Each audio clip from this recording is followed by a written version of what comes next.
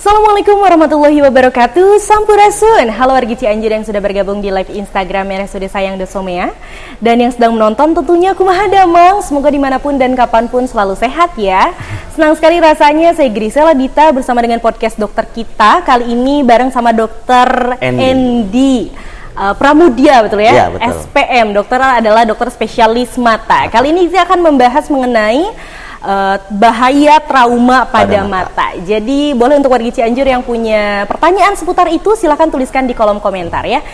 Untuk informasi juga, mungkin untuk warga Cianjur yang bertanya-tanya kok kita ada di sini karena kemarin dok studio kita juga terdampak. Oh gitu. Iya betul banget. Jadi kita nggak bisa, dengan terpaksa kita nggak bisa ada di studio. Tapi nggak apa-apa, kita harus healing mungkin ya, healing. Jadi ada di tempat yang baru juga mungkin suatu hiburan. Ganti suasana. Ganti suasana itu yang penting ya. Oke, dokter apa kabar dok? Alhamdulillah sehat. Sehat ya, selalu sehat ya. Kemarin gempa nggak apa aman, damar terkendali ya. Alhamdulillah kasih sehat buat bantu warga Cianjur. Alhamdulillah luar biasa banyak. Tapi kasusnya banyak nggak dok? Banyak loh, banyak banget. Oh ya ampun, banyak loh ya. Mudah-mudahan warga Cianjur yang saat ini sedang ada di tenda pengungsian selalu sehat-sehat, dan yang mungkin sedang terdampak juga semoga berangsur membaik dan kembali sehat ya. Dokter, seperti yang tadi sudah Grisel sampaikan di awal, kita akan membahas mengenai bahaya trauma pada mata. Kalau misalnya kita ngomongin soal trauma kan mungkin itu adalah suatu kondisi kejadian yang dialami gitu, ya kan?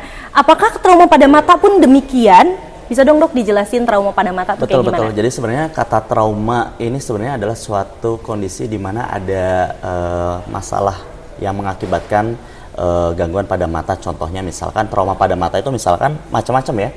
Ada trauma langsung, trauma tidak langsung juga kayak gitu. Trauma langsung macam-macam juga. Kalau trauma langsung kan mungkin kena ya. Betul, kena langsung misalkan gitu. nih. Contohnya kemarin kasus gempa ya. Iya, banyak banget kasus gempa yang misalkan dia itu tertusuk kayu, tertusuk kaca kayak gitu ya. Jelas kalau misalnya kita tanya bahayanya, jelas pada akhirnya berujung ke arah gangguan penglihatan gitu. Kalau misalkan memang traumanya itu cukup parah ya.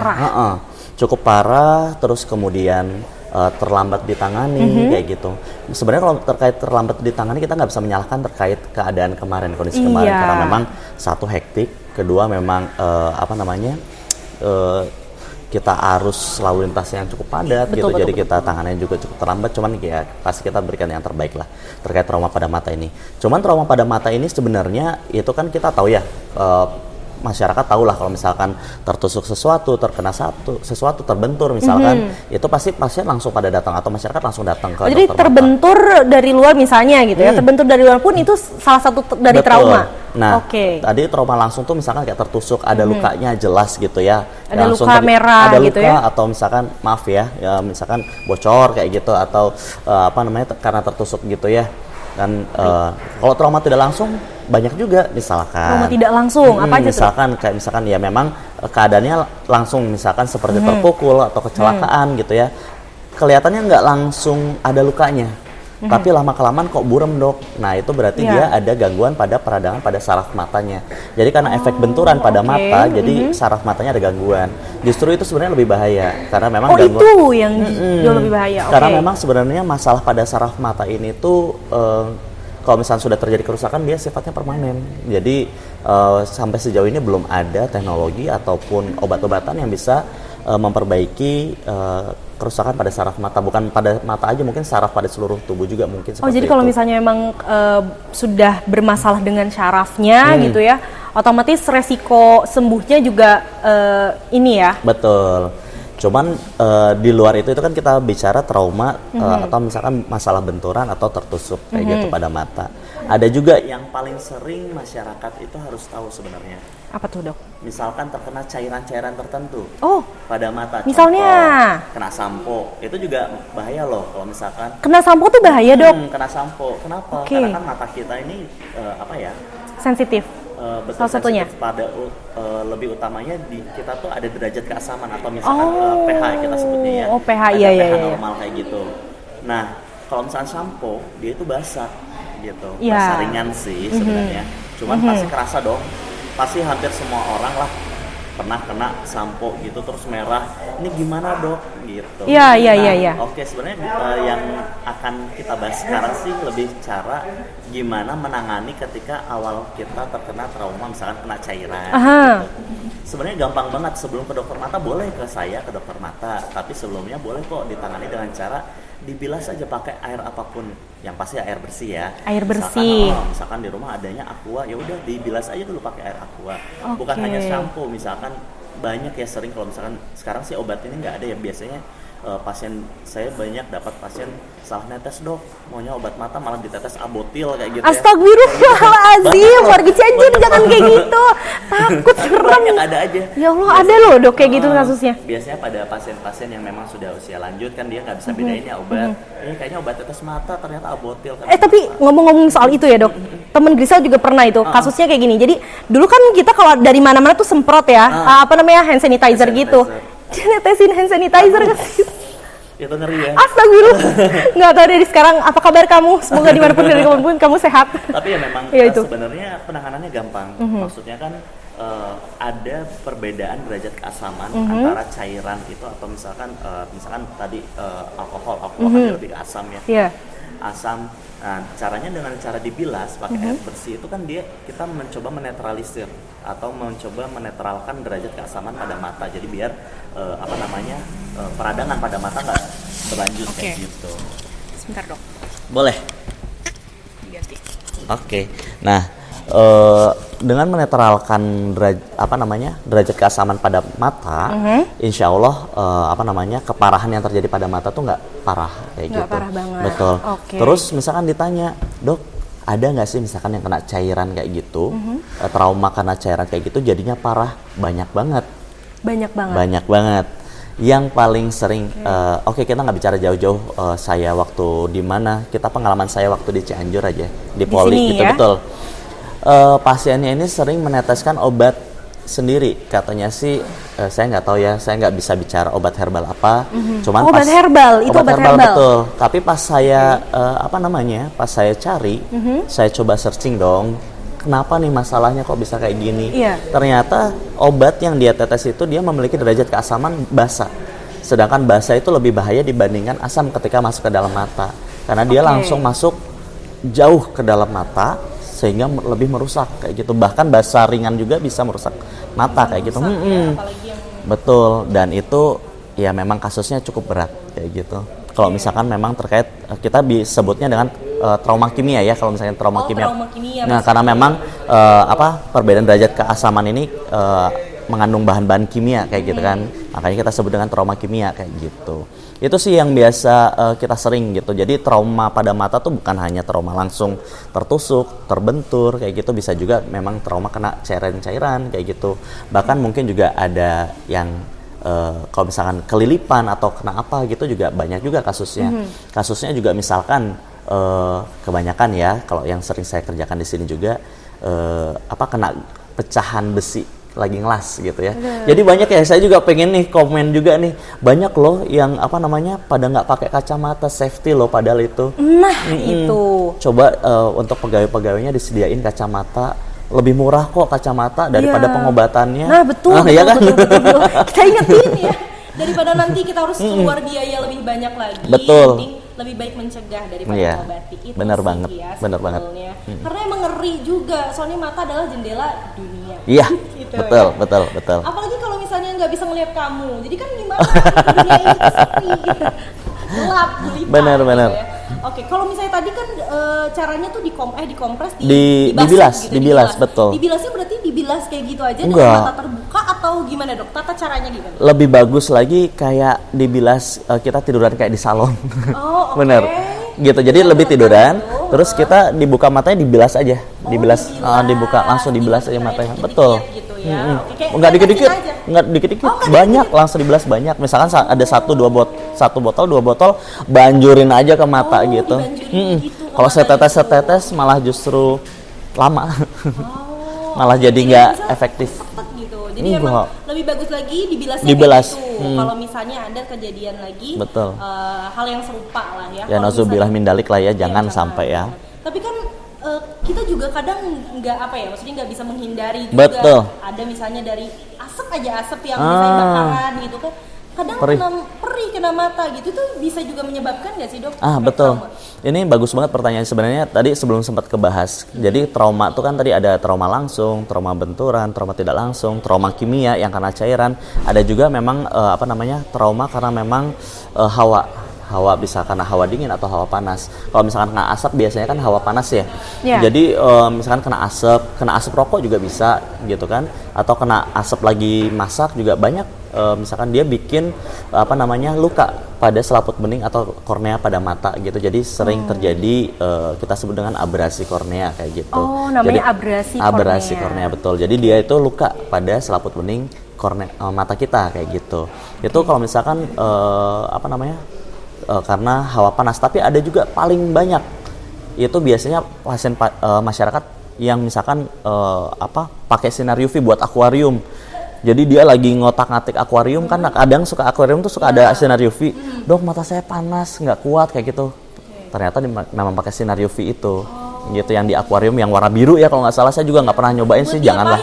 Saya juga nggak tahu ya, gitu. Saya juga nggak tahu buat apa gitu. Katanya sih buat akuariumnya, cuman saya kurang tahu. Ternyata memang ternyata memang ada paparan panas juga ternyata di situ ke mata. Jadi memang asap sinar UV tadi juga bisa bikin luka pada mata kayak gitu. Ngomongin soal asap juga nih, kadang Grisa sekalian mau ngingetin bagi para pengendara di sana ya, baik yang pakai motor mau yang pakai mobil, kadang kan suka kalau misalnya udah kebelet ngerokok, kebelet ngerokok kan ngerokok di jalan gitu sambil berkendara. Satu itu bahaya, yang kedua juga membahayakan yang lainnya. Betul. Pernah juga Grisa nemuin kasus di Grisel sendiri, untung itu nggak kena mata kan, takut karena Grisel pakai kacamata untungnya satu. Kalau misalnya nggak pakai kacamata udah nggak tahu lah. Itu kan kalau misalnya dari mobil tuh ketika dibuang gitu, sekar rokoknya kan terbang ya dok. Nah itu jangan sampai kayak gitu. Di Cianjur jangan sampai. Harus yang aman lah, aman buat diri sendiri dan orang lain. Betul sekali dokter. Oke, ngomongin soal masih dengan trauma mata, pengobatannya, tata laksananya tuh kayak gimana dok? Awal sampai akhir. Jadi macam-macam tata laksananya ya. Trauma yang macam-macam itu, sampai yang parah. Kalau misalkan kita trauma yang tadi kita sebut trauma kimia tadi yang kena cairan itu ya, itu sebenarnya terapi utamanya ya tadi saya bilang di irigasi, kita sebutnya irigasi itu, atau dibanjur lah gitu, dibanjur pakai air mengalir, pakai air yang mengalir lebih bagus kayak gitu. Nanti walaupun ketika sudah di rumah biasanya datang ke dokter tuh kelihatan lebih ada perbaikan gitu, lebih bagus dibandingkan belum diirigasi sendiri di rumah kayak gitu. Itu kalau misalnya kena cairan terkait, kalau misalnya nanti saya berikan obat-obatan yaitu tergantung kondisi pasien kayak gitu. Itu untuk trauma kimia. Kalau misalkan untuk trauma panas atau yang tadi kita bahas karena asap, karena sinar UV kayak gitu ya. Itu ya mungkin ketika harus dilakukan pemeriksaan juga gitu. Lakukan pemeriksaan, kalau misalnya memang ada luka ya pasti saya berikan medikamentosa ya, atau obat-obatan kayak gitu untuk reepitelisasi dari, atau misalkan pertumbuhan jaringan pada mata lagi yang luka tersebut kayak gitu. Nah, yang paling berat kalau misalkan memang yang tadi kita sempat bahas karena trauma tumpul terus kena ke saraf mata. Nah, biasanya kalau trauma tumpul atau misalkan trauma tidak langsung juga, bukan tumpul aja, trauma tajam juga bisa bikin masalah pada saraf mata juga, yang kita sebut dengan traumatic optic neuropathy ini. Itu kalau misalnya memang kondisi kayak gitu kan pasti ada peradangan pada saraf mata, jadi biasanya pasien-pasien tersebut harus saya rawat kayak gitu. Banyak juga kasusnya gitu, banyak karena kan banyak, bahkan kemarin ada satu pasien masih saya rawat kayak gitu karena memang kecelakaan, jadi terbentur, penglihatannya buram, dua-duanya kalau nggak salah kena dia tuh kena bata matanya gitu, kena bata lagi di bangunan gitu ya, kena bata, terus tiba-tiba buram mendadak dok kayak gitu ya. Itu kan ada peradangan pada saraf mata kayak gitu. Itu harus saya rawat tuh buat apa ya, buat masuk obat anti radang karena kan ada peradangan pada saraf matanya gitu ya. Itu untuk masalah pada saraf mata. Terus gimana dok kalau misalnya trauma tajam, luka pada mata, jelas harus dioperasi. Kita operasi. Betul, operasinya ya kita tergantung kondisi mata pasien yang lukanya. Kalau lukanya kecil ya langsung kita jahitkan saja gitu. Kalau misalkan enggak ya nauzubillah min dzalik, mungkin harus ada operasi lebih lanjut gitu. Oke, mungkin agak ngeri dikit, cuman harus kita bahas ya, karena mau nggak mau gitu. Silakan. Kayak kemarin adalah satu pasien, memang dia tuh trauma tajamnya itu luas sekali, jadi bocornya udah luas. Ya mau nggak mau daripada kita coba pasti sakit sekali ya. Jadi kondisi di mana penglihatan sudah tidak bisa pada satu mata nggak bisa dilakukan, penglihatannya sudah tidak memungkinkan, terus pasien sakit sekali. Satu-satunya cara ya mungkin kemudian dijahit juga sudah tidak memungkinkan. Ya satu-satunya cara kita angkat ya matanya kayak gitu biar mengurangi rasa sakitnya gitu. Kemarin pertama kali kita kemarin sudah pertama kali kita lakukan gitu, ada 3 mingguan yang lalu kayak gitu. Pertama kali di Cianjur itu kita lakukan gitu sih. Itu ya rada agak ngeri sih, cuman memang mungkin masyarakat juga harus tahu gitu. Iya betul. Biar makin aware, makin menjaga kesehatan matanya juga. Betul. Karena kan sebetulnya banyak loh, termasuk aku. Kadang kan biasanya kalau misalnya gatal dikit, itu juga ngucek. Itu ngucek nggak boleh kan, Dok? Nggak boleh. Nah tuh kan, ngucek nggak boleh. Kenapa nggak boleh? Bikin luka. Yang tadi saya bilang abrasi juga, karena memang trauma kenceng gitu ya. Betul, terlalu kenceng, gatel. Karena paling sering tuh anak-anak tuh misalkan dia tuh kan suka alergi ya, anak-anak kena matahari alergi siang-siang gitu sering ngucek. Anak kan nggak bisa dilarang. Udah ngucek biasanya suka ada luka kayak gitu. Terus merah, Dok, baru datang kayak gitu. Berarti kalau misalnya ada kerasa gatal nih, Dok, selain dikucek gimana caranya? Kompres aja air panas, air hangat ya. Air hangat, jangan panas ya, bahaya. Bikin luka lagi. Oke, jadi kalau misalnya ada gatal lebih baik dikompres aja gitu ya, pakai air hangat gitu. Kadang Rizal juga suka gimana ya, kadang gatal gitu kan. Gatal tuh kalau gatal ya udahlah kucek aja sampai beres gitu. Padahal tuh nggak boleh. Iya. Jadi ya gitulah, orang-orang biasanya juga termasuk diri sel ke kesehatan mata juga kadang masih nggak aware. Betul. Ya kan? Apalagi setiap kali pakai soft lens gitu dan lain-lain, kadang kebersihannya juga nggak tahu. Nah itu ya, kebersihan mata juga harus dijaga. Iya, betul banget.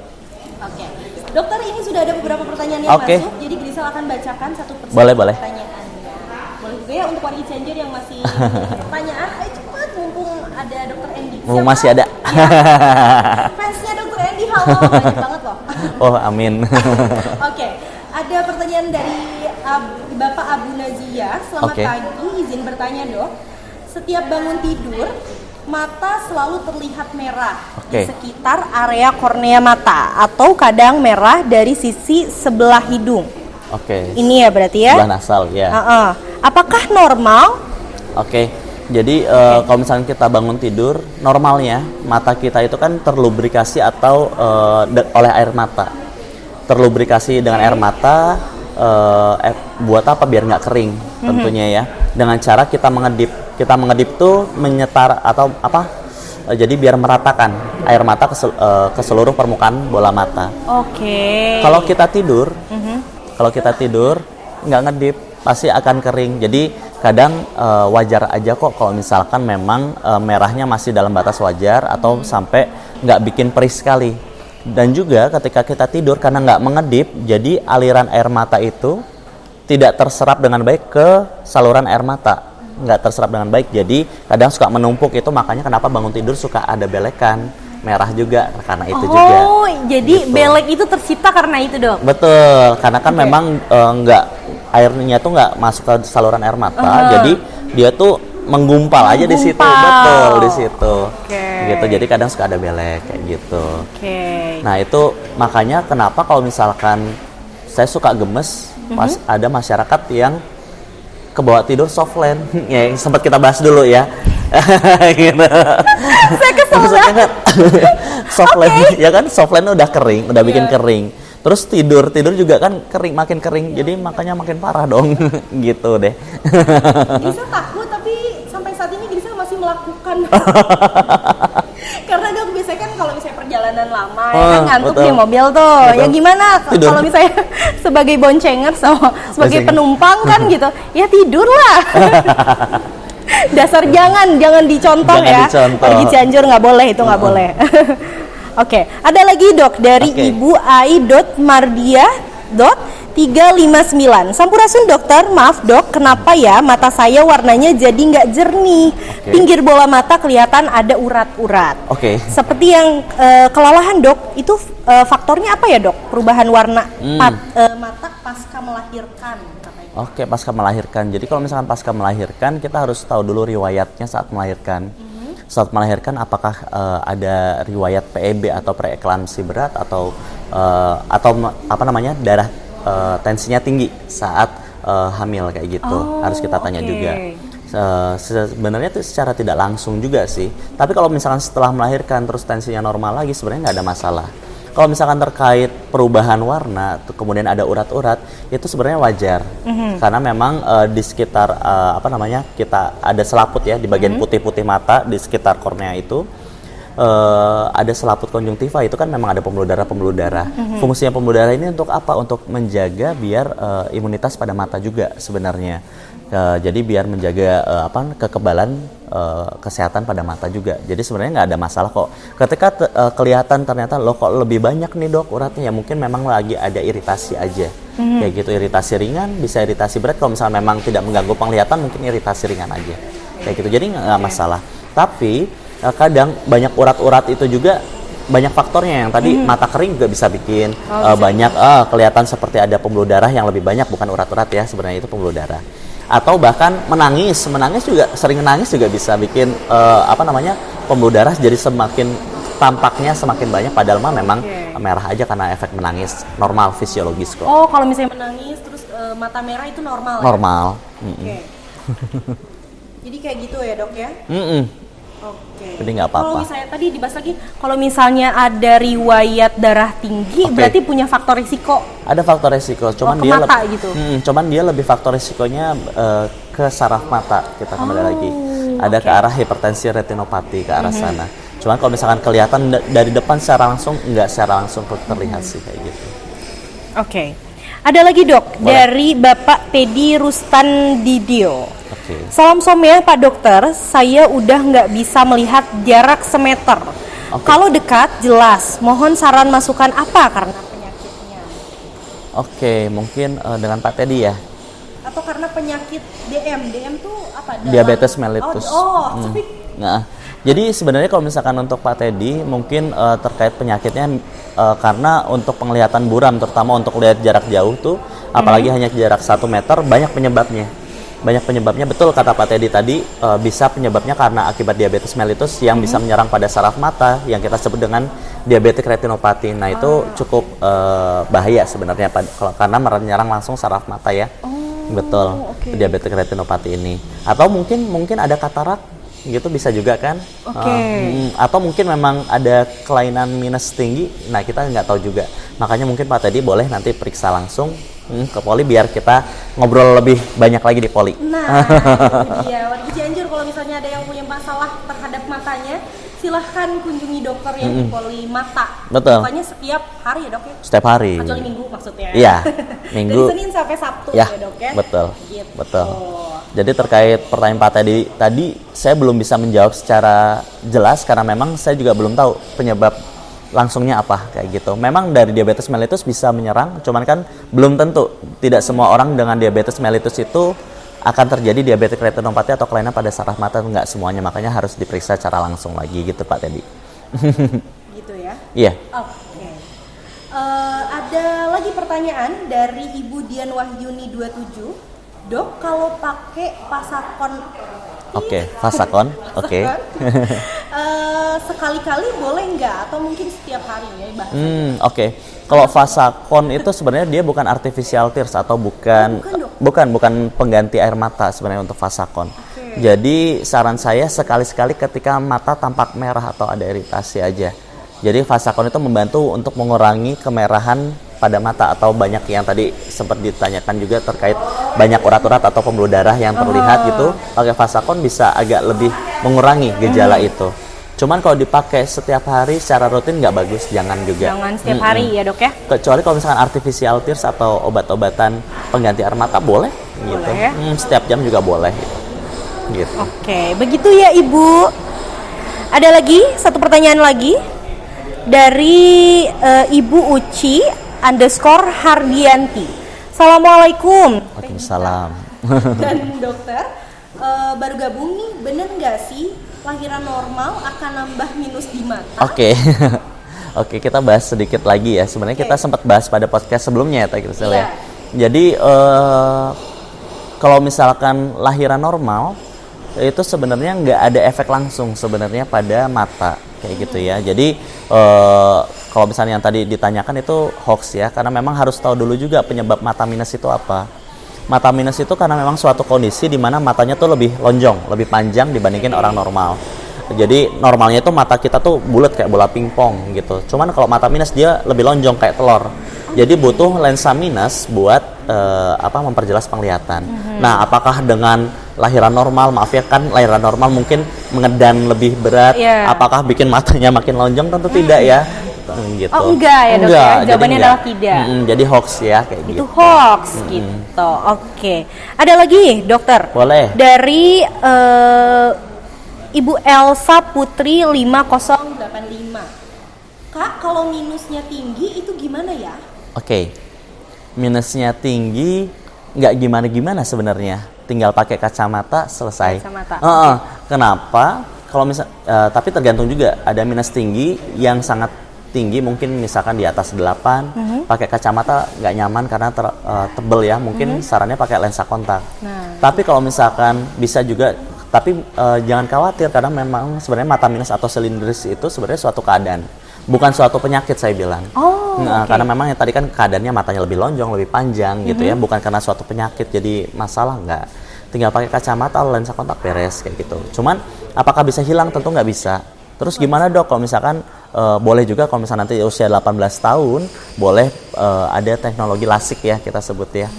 LASIK itu tampaknya seperti menghilangkan tapi sebenarnya bukan memendekkan mata atau bukan kayak itu. Cuman kita ibaratnya seperti bikinlah rekayasa dari selaput bening mata biar ukurannya tuh nggak ada lagi kayak gitu. Ukuran minus atau silindrisnya nggak ada. Betul kayak gitu. Oke.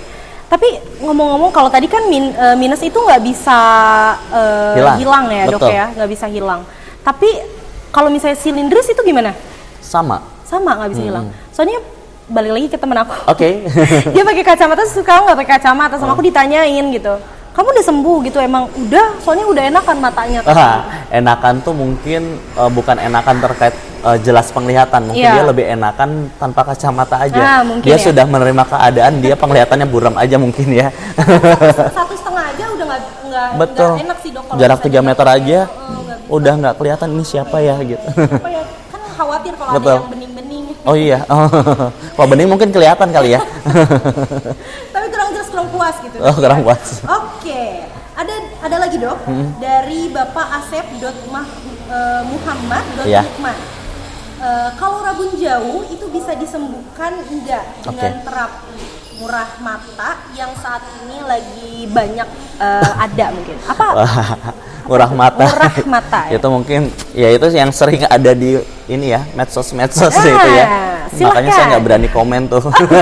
Kalau misalnya rabun jauh kita bicara mata minus ya. Minus kan itu untuk rabun jauh itu.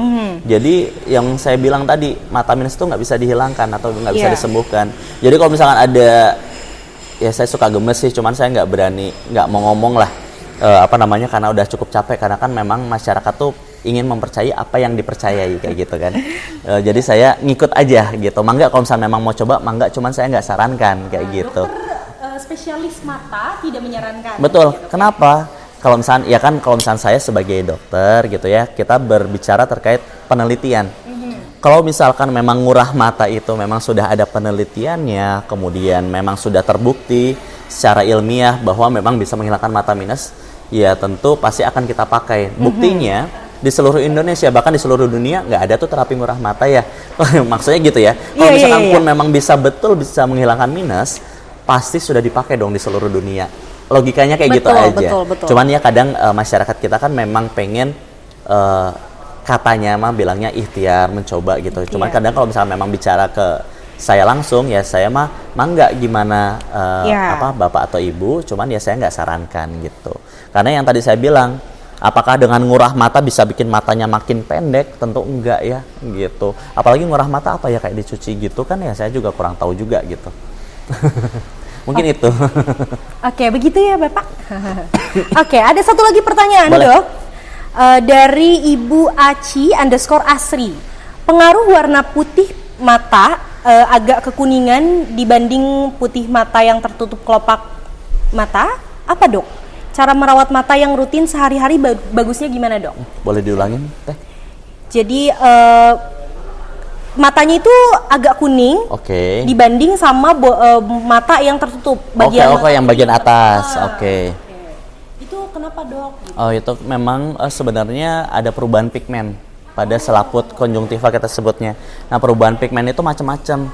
Biasanya paling sering kalau misalkan memang ada bisa karena penyakit gitu ya. Jadi memang ada kelainan pigmen itu. Cuman kalau misalkan ada karena akibat suatu penyakit biasanya itu menyeluruh di seluruh bagian putih matanya kayak gitu ya. Cuman kalau misalkan memang sebagian, cuman yang bagian terbuka dibandingkan yang di atas mungkin karena memang efek mungkin paparan asap rokok berlebih kayak gitu bisa juga, atau memang polusi lebih tinggi juga bisa juga kayak gitu. Kayak gitu. Ya? Gitu sih. Sama ini gimana merawat mata yang rutin sehari-hari bagusnya gimana dok? Kalau misalnya untuk tips. Merawat mata yang rutin sehari-hari sering jalan-jalan. Enggak sih. Enggak. Jadi gini, kalau misalnya merawat rutin, apalagi kita kan sekarang zaman gadget ya, sering aktivitas jarak dekat. Nah, sebenarnya maksudnya saya sering jalan-jalan tuh sering lihat pemandangan yang jauh-jauh. Kenapa? Karena kalau misalnya kita sering aktivitas jarak dekat tuh mata kita dia kerjanya lebih berlebih gitu otot bola matanya. Dengan kita melihat yang jauh-jauh jarak lebih dari 6 meter atau lihat pemandangan healing lah di outdoor gitu, di luar-luar gitu ya, itu mata kita secara nggak langsung istirahat kayak gitu. Makanya tadi saya bilang merawat mata yang bagus ya jalan-jalan ya, jalan-jalan ke tempat terbuka gitu ya, betul. Apalagi kalau sama dia. Oh iya, si dia yang mana? Yang mana? Oke, dokter nggak kerasa 30 menit sudah. Kurang kayaknya masih banyak banget pertanyaannya ya. Mohon maaf sekali untuk warga Cianjur yang pertanyaannya tidak dibacakan. Mungkin lain waktu kita bisa ngobrol-ngobrol lagi sama dokter ya, mudah-mudahan. Sekali lagi terima kasih banyak sudah berkenan untuk ngobrol-ngobrol lagi sama Grisel kali ini gitu ya. Terima kasih juga untuk warga Cianjur yang sudah join live Instagram dan yang setia menonton tentunya. Grisel nggak bosan-bosan untuk selalu mengingatkan warga Cianjur agar tetap menjaga kesehatannya dimanapun dan kapanpun. Untuk warga Cianjur yang sekarang sedang dalam pengungsian ataupun warga Cianjur yang terdampak gempa kemarin, semoga selalu dikuatkan, ditabahkan, dan semoga sehat selalu ya. Amin. Dan lancar semuanya pokoknya ya. Jangan lupa follow Instagram dan TikTok RSUD Sayang.some ya. Dan jangan lupa subscribe, like, comment, and share sebanyak-banyaknya video ini karena akan sangat bermanfaat. Oke? Kita aja dari Grisel, saya Grisela Dita bersama dengan Dokter Andy Pramudia. Kami berdua pamit undur diri. Wassalamualaikum warahmatullahi wabarakatuh. Cianjur bangkit, Cianjur pulih.